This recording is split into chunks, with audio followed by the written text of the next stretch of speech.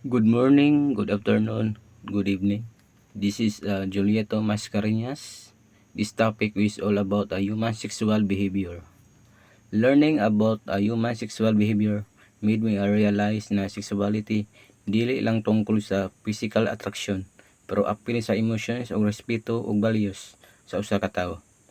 Kani nga lessons nagtudlo na ako sa pag-ila sa akong kaugalingon to be self-aware and responsible sa akong mga desisyon.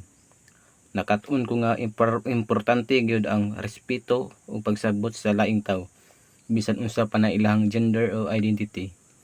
Isip usa ka estudyante nakatabang kani nga topic, masabto nato unsay gyud mature nga relasyon.